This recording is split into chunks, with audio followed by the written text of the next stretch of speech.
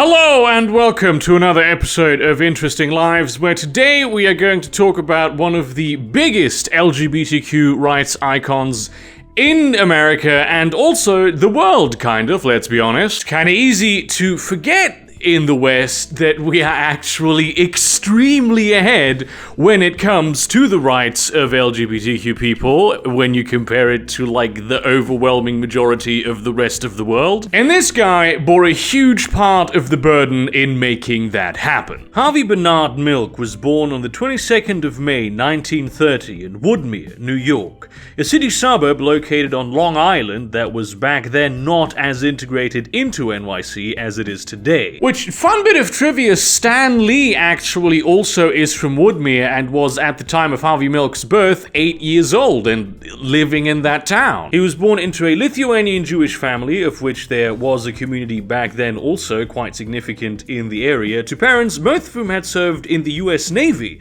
which it was apparently possible for women to serve in the Navy from 1916 forward. But not as like in any fighting capacity or any command capacity, but as a yeoman or a yeomanette, as it would have been called back then, which is essentially an administrative position that handles the huge amount of paperwork involved with maintaining a naval apparatus. He knew from a very early age that he was gay, but he also understood from that same age that he needed to keep that shit on the down low, not only because it was, highly illegal, but also because it would have devastated his parents in his own view and might have gotten him beaten to death. So he did what a lot of closeted gay guys do and just became an alpha male Chad type figure. In high school he was a football player, boisterous and antagonistic toward the teachers, but in a humorous manner, very popular and certainly received a lot of female attention. Like a proper man, he worked hard in the family's convenience store where there was an integral part of the community, and even though he did like opera singing quite a bit,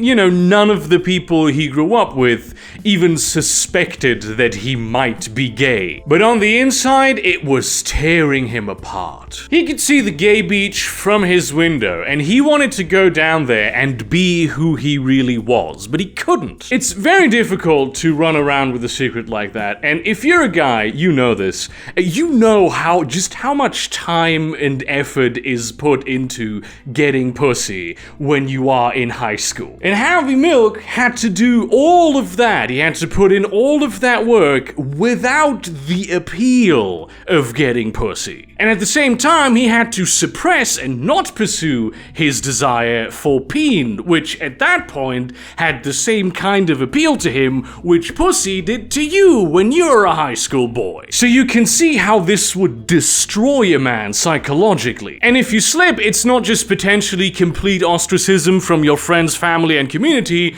but also a pretty hefty fine, if not jail time. You could only carry around something like that for so long, and eventually Harvey Milk did break down and confess his homosexuality to his rabbi, of all people, who, strangely enough, was extremely progressive in that regard, and essentially said to him, well, if God made you gay, you're supposed to be gay. So naturally, Harvey Milk did the logical next step in the process of coming out and went to college without telling anyone about this because, are you kidding me, that shit was still illegal. He moved to Albany to study at what was then the New York State College for Teachers to become, a history and math teacher, but that wouldn't be what he ended up doing after graduating. In his last year of university, he was arrested for just sort of being at a gay beach. This led to, rumors about him, and when they reached his father's ears, he decided to de-sissify his son, who was trying to become a school teacher, by sending him to the most heterosexual organization on Earth, the Navy. He served aboard the USS Kittiwake, a submarine rescue vessel which does pretty exactly what you'd think it does, as a diver and diving instructor, which is also pretty straightforward during but not in the Korean War, because the ship operated pretty much exclusively in the Atlantic Ocean. Which, actually, that ship became very, very interesting a few years after Harvey Milk had left it. For instance, in 1986, it recovered the black box of the space shuttle Challenger, which famously was destroyed on re-entry, killing everyone aboard, and 3 years later sustained damage because it was attacked, aka rammed by a Greenpeace vessel. After decommissioning, she was sold to the Cayman Islands, where she was sunk to become an artificial reef that had since become a bit of a haven for sea turtles. But to be fair, I have a bit of a personal fascination with artificial reefs. In 1955, aged 25, Harvey Milk was honorably discharged, allegedly, but there is some doubt about this. He himself claimed that he was dishonorably discharged. There exists forged discharge papers.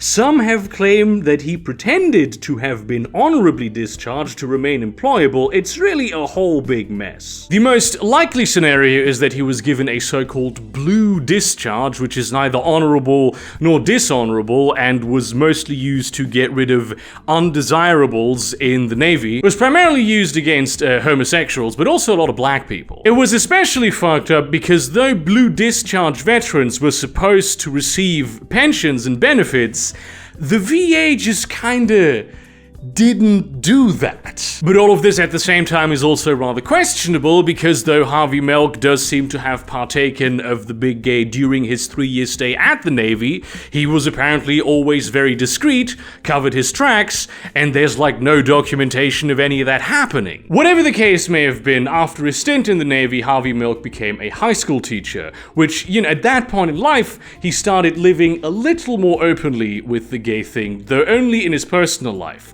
which he kept very, very strictly separated from his public and professional lives. He entered into a relationship with a man named Joe Campbell, which apparently was very, very sweet, romantic, full of poetry and roses and all that gay shit that manly men are not allowed to enjoy. They moved to Dallas, but they found out that it was, extremely homophobic, so they decided to, let's move back to New York, where Harvey got a job being a trained mathematician, after all, at an insurance company doing statistics. Once again, in his professional life, he was doing the whole, businessman, jock, suit wearing and tie also lifestyle very well, and he was able to afford a decent living for himself and his boyfriend. Although, let's be fair, they may well have married if that had been legal at the time, which it wasn't. Unfortunately, in 1962, Joe Campbell ended the relationship, leaving Harvey devastated in ways that he would never really fully recover from. In that year, he considered moving to Miami to marry his friend Susan Davis, who was a lesbian, so they could be each other's beards. But he ended up having an affair with Craig Rodwell instead. Now the thing is, Craig Rodwell was a lot unlike Harvey Milk when it came to politics, because Harvey Milk didn't just play the suit and tie wearing businessman thing, he was also kind of like a small government Republican. A few years later, he would work for the Barry Goldwater presidential campaign, who himself is a very interesting guy because he was a Republican presidential candidate in '64 who was a member of the NAACP and a big-time desegregation campaigner, a self-described libertarian conservative who firmly opposed the religious right trying to take over his party and wanted gays to be able to serve in the military, was pro-choice, and supported legalizing medical marijuana. Craig Rodwell, meanwhile, was very open about his homosexuality. He had a bookstore called the Oscar Wilde Bookshop, a famous LGBT community gathering place in the famously gay Greenwich Village in New York. It was on the corner of Christopher Street, yes, that Christopher Street, and Gay Street, which, to be fair, had absolutely nothing to do with being gay. It was just named after a guy who lived there back in colonial times, and his name was Gay. The relationship didn't last very long, however, because Craig Rodwell was arrested at one of them famous gay beaches for, get this, the grave crime of wearing a swimsuit that didn't go from above the navel to below the knees. Wow! And also, in general, he was a big nuisance to authorities. And Harvey Milk didn't really like that very much because he liked to keep the whole thing on the down low. To be fair, also, he did give Harvey chlamydia, so that might have played a role in that. At this point, Harvey Milk was offered a job at a Wall Street securities firm, not as a broker, but as an analyst, which, just to make this clear, that is a big bucks job. My man was making bank. He also started a relationship with a young man called Jack McKinley, and when I say young man, I mean young man. Jack was 16 while Harvey was 34, and I think this warrants a bit of a conversation because in case you were keeping count, that is 2 years more than double his age, and it's not something we should gloss over because it was a bit of a pattern for Harvey Milk. Now, to be fair, this is not uncommon in the gay community, and there's good reasons why. A huge part of this is, of course, that there's just not as many people who are gay as there are people who are straight, so if you meet someone, there's fewer other criteria that you can impose on them because for every criterion that you ultimately end up filtering by, you have less of a chance to meet someone that you like. So if age becomes less of a massive issue, you know, you are just more likely to find someone that you're into. There is also very much the factor of old men being into that young nubile flesh, and, you know, these younger men being very into the mature personalities and interesting minds of these older men that they were dating. There was a bit of a fatherly mentoring relationship, which, let's be honest, none of this is limited to gay men. Especially when it comes to, like, having mistresses and all that.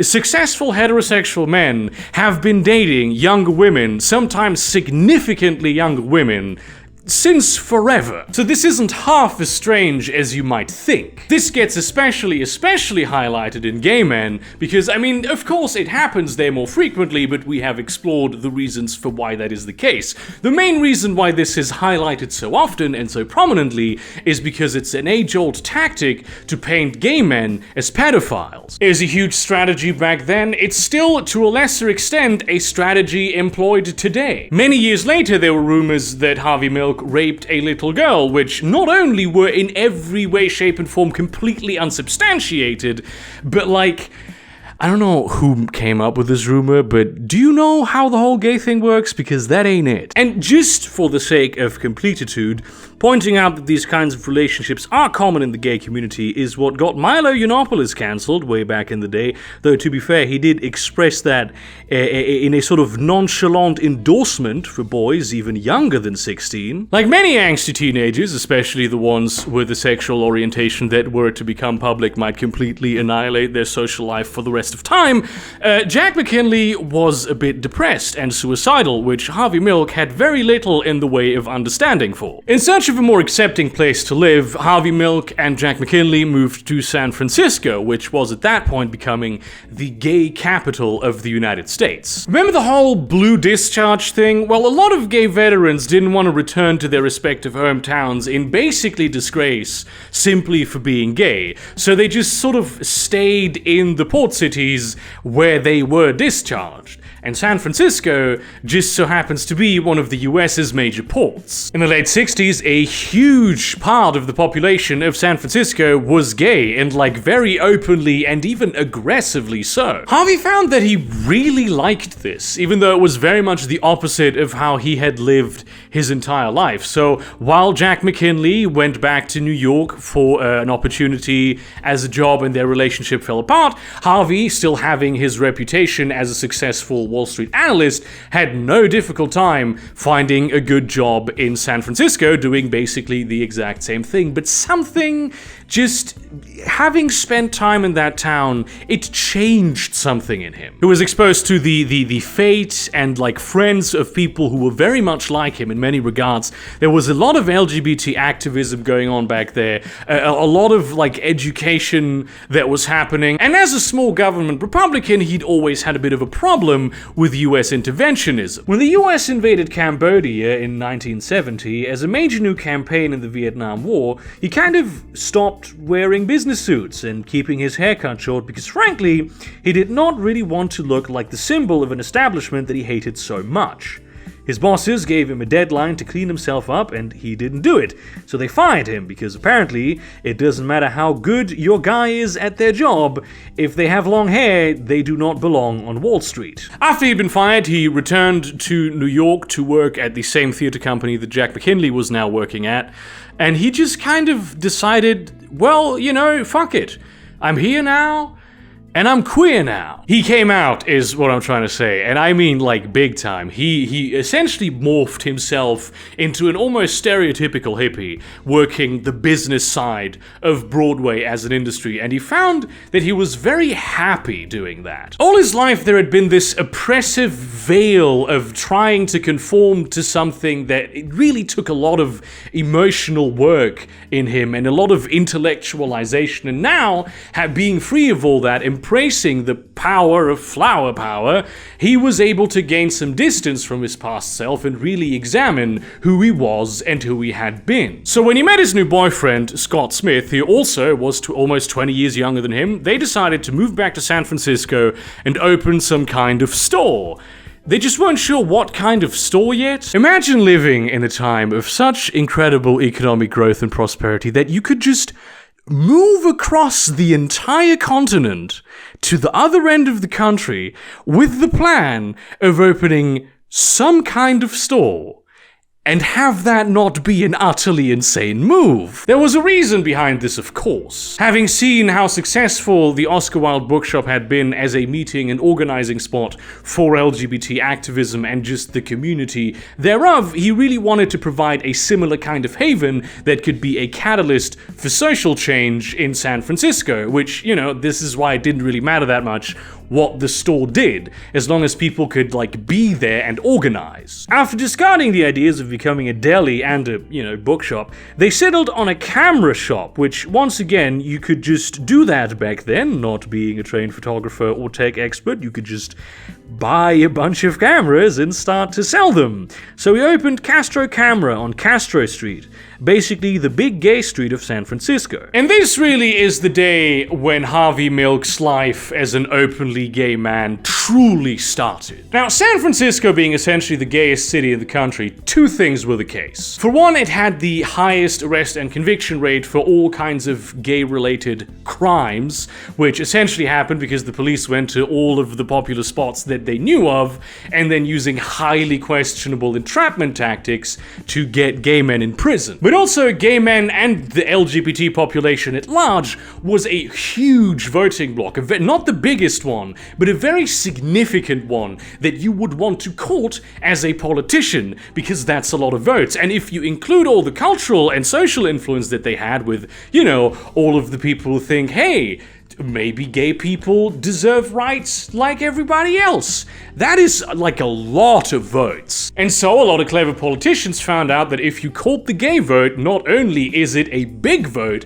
but it's also a community of people who will actually go out and do the voting, because political activism is very, very deeply ingrained in their social fabric. Getting put in jail for just sort of living your life will do that to people. So anyone who wanted to win an election in San Francisco started showing their support for gay rights by working with gay rights organizations like the Mattachine Society and the Alice B. Toklas LGBT Democratic Club. So one of the first things they did was elect a pro-gay sheriff, Richard Hongisto, who implemented radical reforms in the police department and later went to jail while being the sheriff because he'd been found in contempt of court for not evicting people from a residential hotel, which he did eventually do. This is also a fascinating story, right? So a residential hotel is basically, it's a hotel that sort of isn't really a hotel anymore. It's a place that has sort of switched the business model to you can just rent out a room here for a month and it'll cost you like $40 to $70,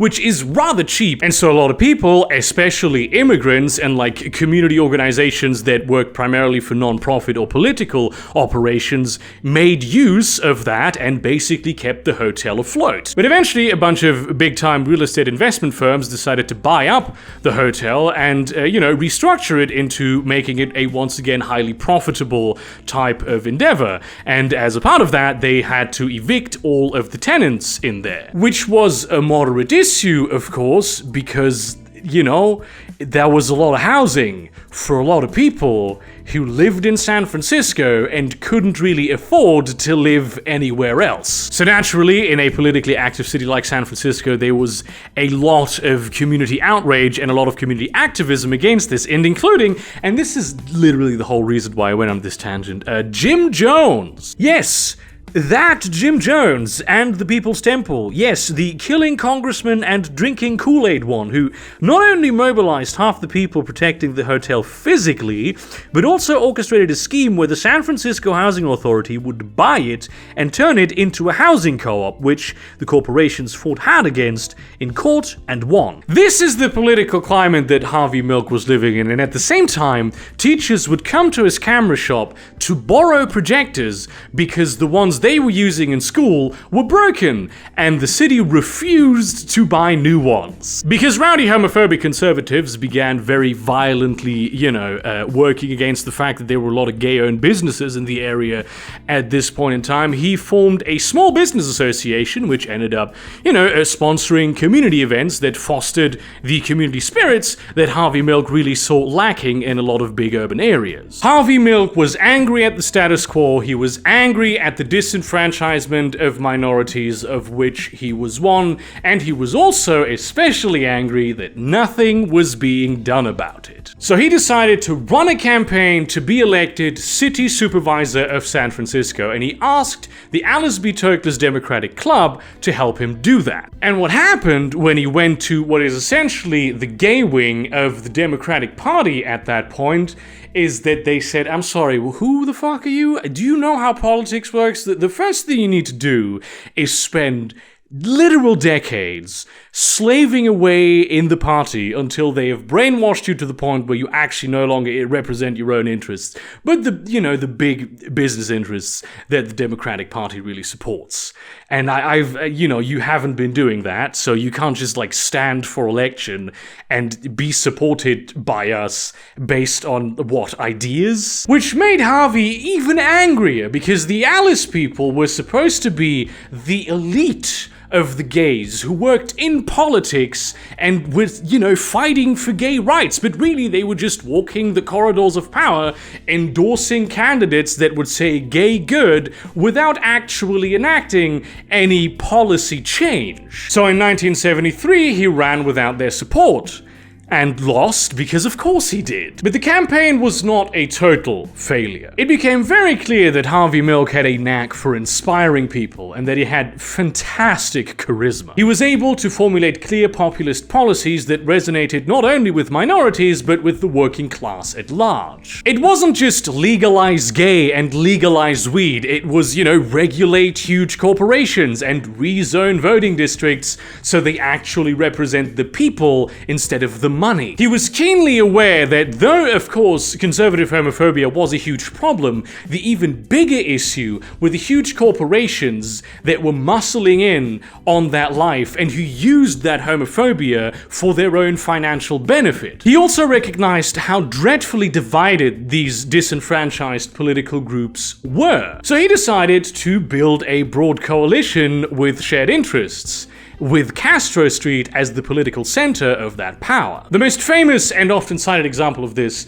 is when the Teamsters Union decided to boycott the Coors Brewing Corporation for the terrible rates that they were giving their drivers to transport their product. They could still hire out of union labor. It was a bit of a hit for the Coors people, but it didn't destroy them. So Harvey Milk went to the Teamsters Union and said, "My dudes, how about you make it so more gay drivers are hired, and I will convince all the gay bars to no longer serve Coors." And that is exactly what happened. The Teamsters ended up being able to put enough pressure on Coors to get the contract that they wanted, and a lot of gay drivers were now in the Teamsters Union and working full-time. While Harvey Milk was basically the mayor of Castro Street, as many called him, organizing and working grassroots political activism, it just so happened to be a lot of the people that he worked with were guys that were exactly his type,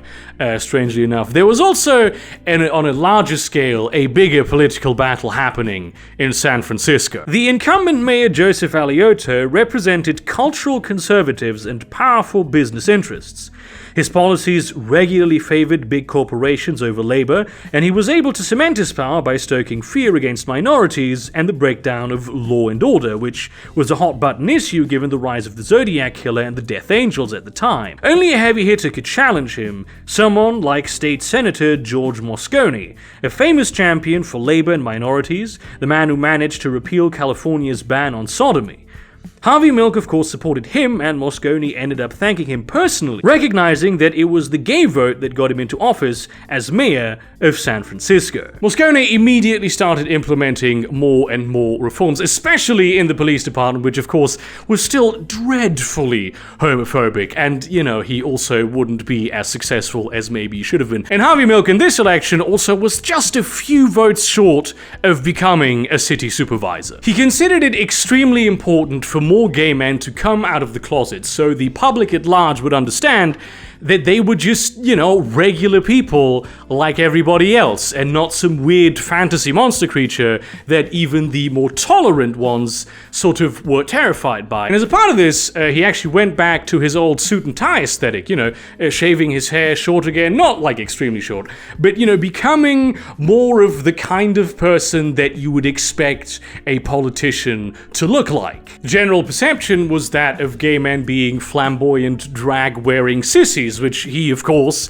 being in the gay community, knew was not the case. He himself had been a manly man before, and he knew a lot of manly men in the community. The big problem back then, and we still see this kind of phenomenon happen today very often, is that a lot of the people who were homophobic were mainly homophobic because they didn't have any examples of just normal people being gay. They all had this fantasy that I alluded to earlier. They didn't know that their cousin, who was a spinal surgeon, also liked to suck dick. So for some reason that I personally don't understand, but which clearly was the case, the idea that gay men could just be normal people did not enter their mind. This is why much of Milk's activism in the LGBT community consisted of convincing people who were in the closet to come out of the closet. This also led to one of his, in my personal estimation, less than ethical episodes. On the 22nd of September 1975, US President Gerald Ford was speaking at the World Affairs Council at the San Francisco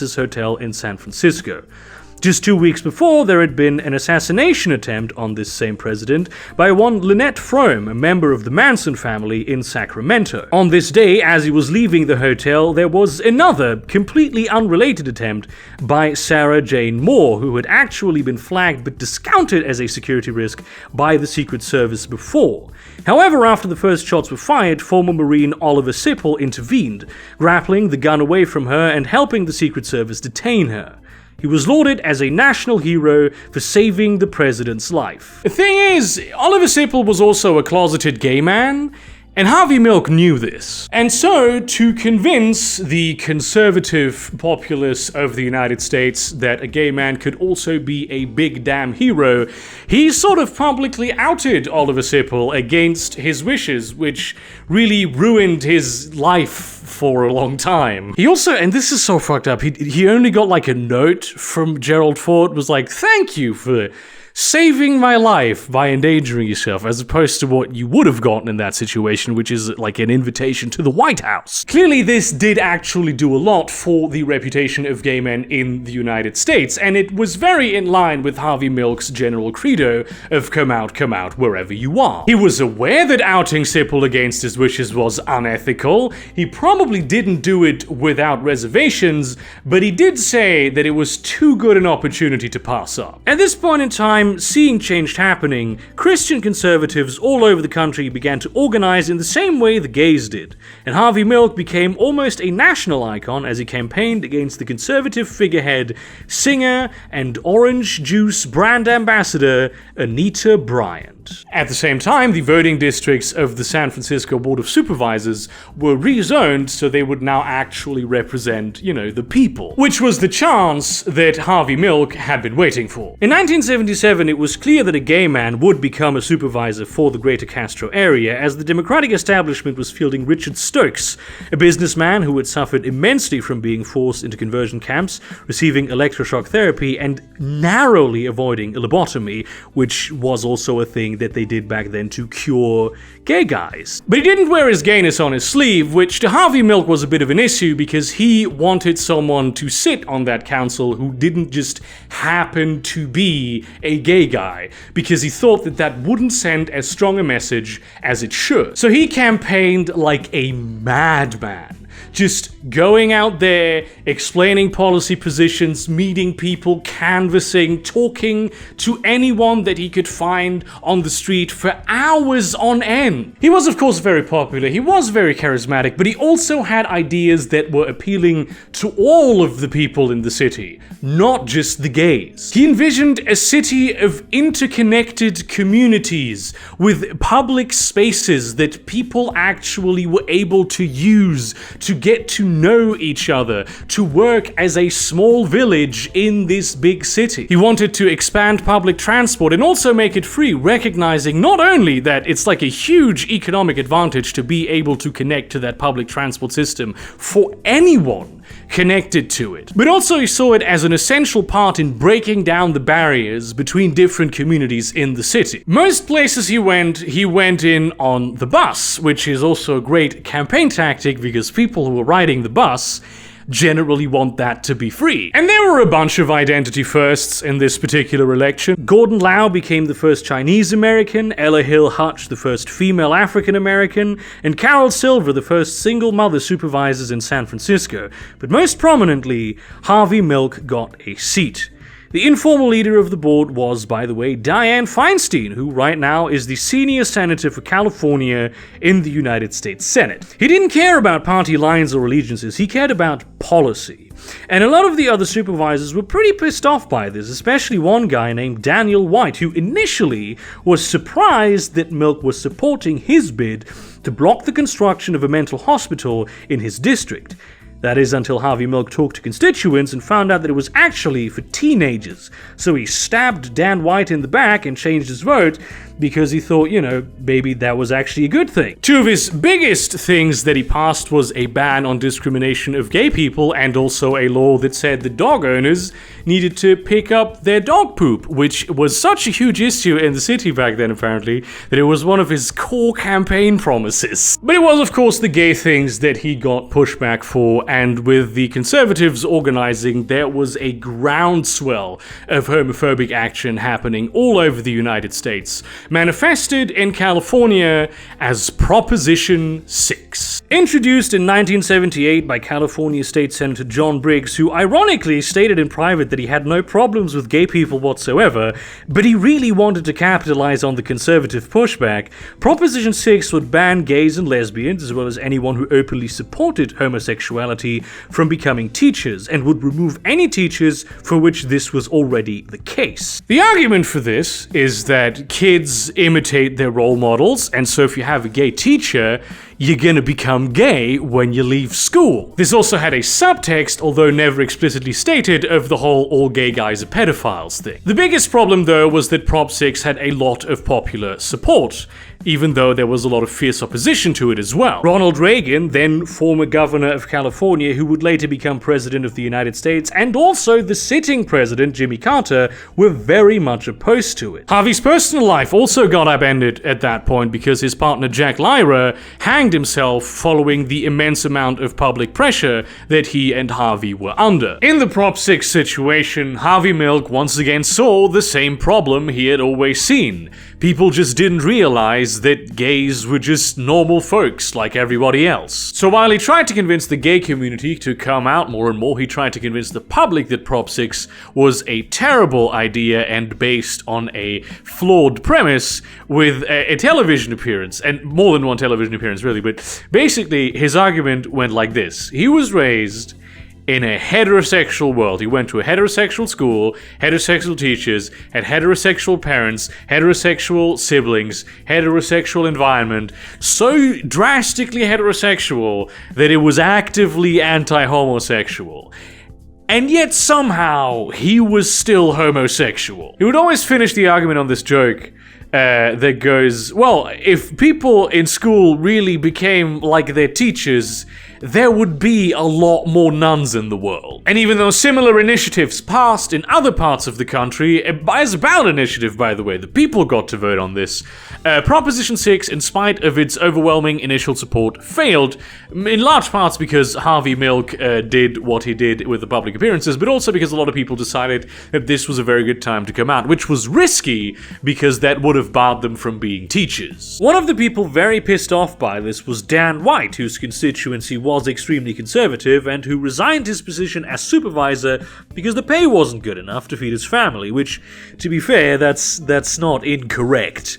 He later tried to get the seat back, but Mayor Moscone said, "No, my man, you resign." He also hoped that his resignation would garner him some publicity, but that didn't really go as planned. Remember Jim Jones? Well, he and the People's Temple had been a massive force, especially in San Francisco, and pretty much all politicians in California had worked with them at some point, including Harvey Milk, who had taken the Temple's help organizing his campaigns. But this was no longer the inclusivity is good and we have an integrated church with a lot of different people where we don't turn anyone away era of the People's Temple. This was the we have made a town in the middle of the jungle in Guyana where we are preparing with our communist cult for the takeover of the imperial fascism and the end of the world as a result era of the People's Temple. And the name of this town was Jonestown. To give you the long and short of it, Congressman Leo Ryan from California went to this highly isolated community with a camera crew to, see what the fuck was going on, because it was a very